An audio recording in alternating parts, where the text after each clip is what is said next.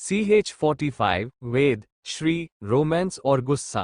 अब तक वेद किसी प्रोजेक्ट के लिए श्री के ऑफिस आता है। अब आगे श्री आपने केबिन में जैसे ही आती है कोई उसको उसके कमर से थाम के उसको केबिन के ग्रेट से लगा देता है, जिसे श्री चौंक जाती है और अपने सामने वेद को देखती है जो उसके कमर को थाम के उसके बिल्कुल पास था, तो श्री उसको गुस्से से गुरने लगती है।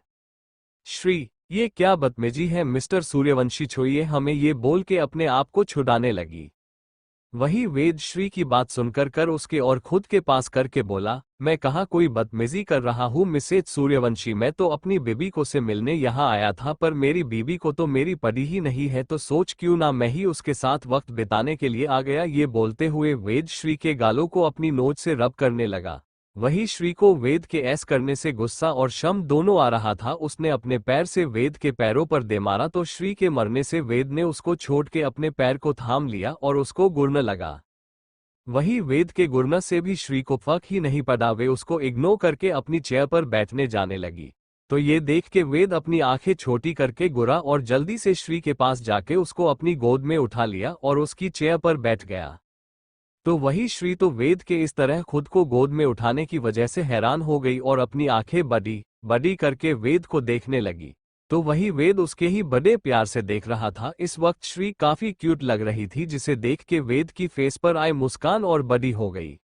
वही वेद को मुस्काने से ऐसे खुद को गोद में देख के श्री ने खुद को संभाल कर वेद को गुस्से से गुड़ते हुए बोली, मिस्टर सूर्यवंशी ये क्या कर रहे हैं, छोड़िए हमें, आपका हिम्मत कैसे हुई हमें आपने गोद में बैठाने की और हमारे इतने करीब आने की, छोड़िए हमें, ये बोल के वेद के सीने पर मारने लगी और वेद के गोद से उठने की कोशिश करने लगी।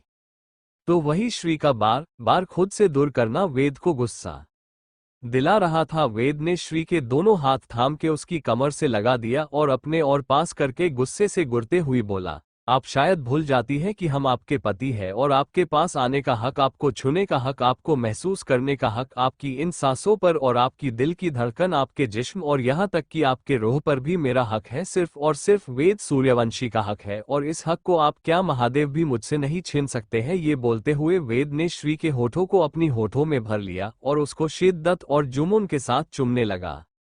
वही श्री तो एक बार फिर से हैरान हो गई, पर जल्दी से खुद को संभाल कर वेद को खुद के दूर करने की नाकाम कोशिश करने लगी, पर वेद को दूर नहीं कर पा रही थी। जब वे वेद को दूर नहीं कर पाई तो शांत से बैठ गई। वे इतना तो जान गई थी कि जब तक वेद उसको नहीं छोड़ेगा वे उससे नहीं छोड़ा पाएगी।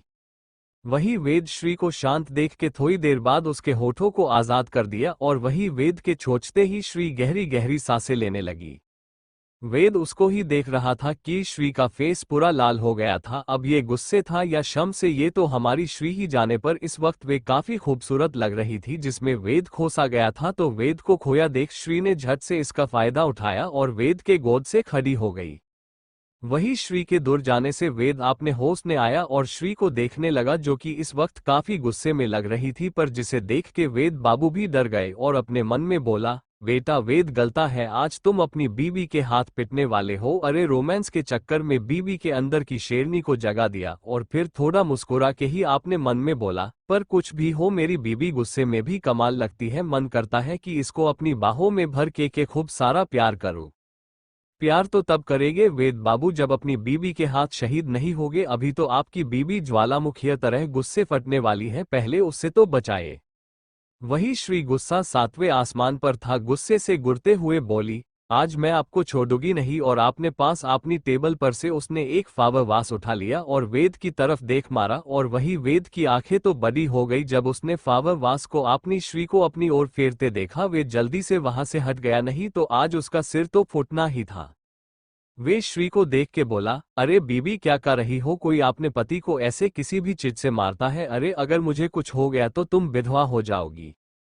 वही श्री को वेद की बातें और गुस्सा दिला रही थी, उसके हाथ ने जो भी आता वे वेद की तरफ दे मारती और गुस्से बोली, पति माय फट, मुझे नहीं चाहिए ऐसा पति, और नहीं मैं आपको अपना पति मानती हूँ, इसलिए ये पति पत्नी करना बंद कीजिए, नहीं है आप मेरे पति ना ही मैं आपकी पत्नी हूँ, समझे आप। ये बोल के गुस्से से कांपने लगी।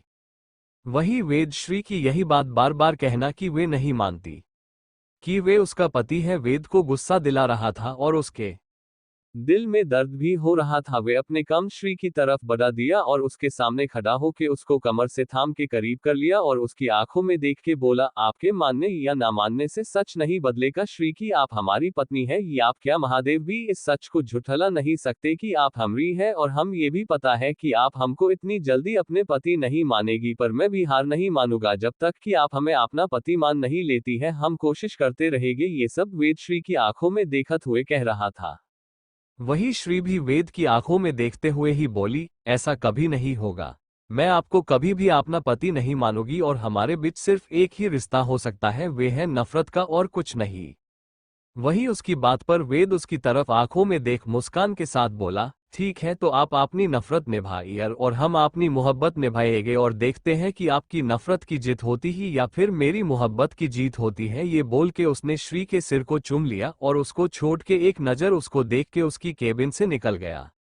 वही श्री अभी भी ऐसे ही खड़ी उसने खुद से बोला, जीत तो मेरी नफरत की हो, मैं नहीं हारून, आप हारोगे और आपकी मोहब्बत हारेगी। ये बोल के वे केबिन में बने अपने सिगरेट रूम में चली गई। तो आप सबको क्या लगता है, श्री के नफरत की जाती होगी या वेद की मोहब्बत की? कमेंट में बताएगा जरूर। स्टोरी अच्छी लगी हो तो लाइक शेयर कमेंट फॉलो करें। आज के लिए बस इतना ही, मिलते हैं नेक्स्ट एपिसोड में, तब तक के लिए सभी को राधे राधे। ये क्रेडिट ऑथर त्रिपाठी को जाता है जिनका लिंक नीचे डिस्क्रिप्शन में दिया गया।